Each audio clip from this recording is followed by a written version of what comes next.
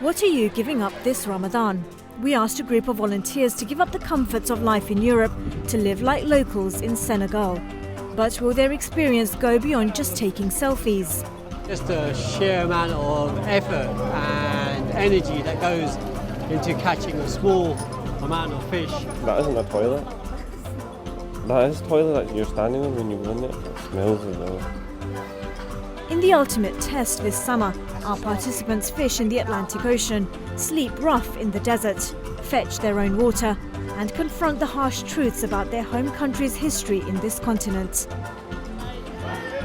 Everybody say, everyone!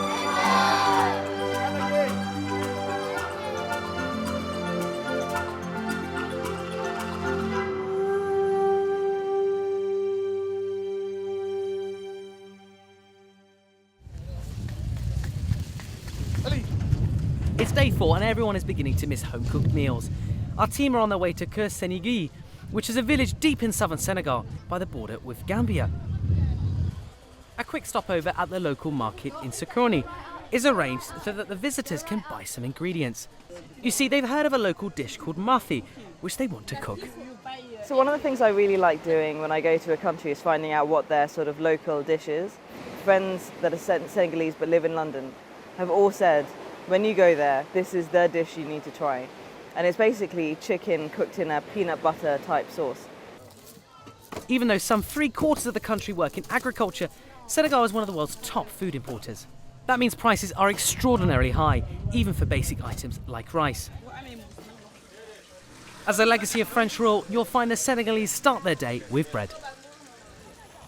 Senegal's main produce is groundnuts, in fact peanuts, which were introduced by French colonialists, continue to play a key role in the economy as the main cash crop. About 60% of the population is employed by the industry. It's no wonder then that peanuts form an integral part of the ingredients needed for Maafi. Back at Senegalese, the local women are getting the kitchen ready.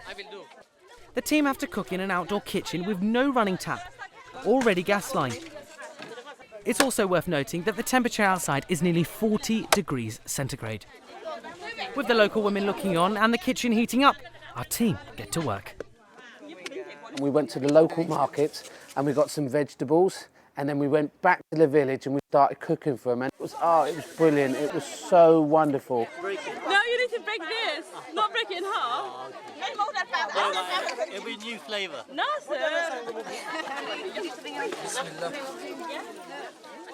I love cooking anyway. I love cooking. So it was so amazing, cutting it all and actually getting involved with the villagers and actually doing the same things as them. I think that was really, really fun.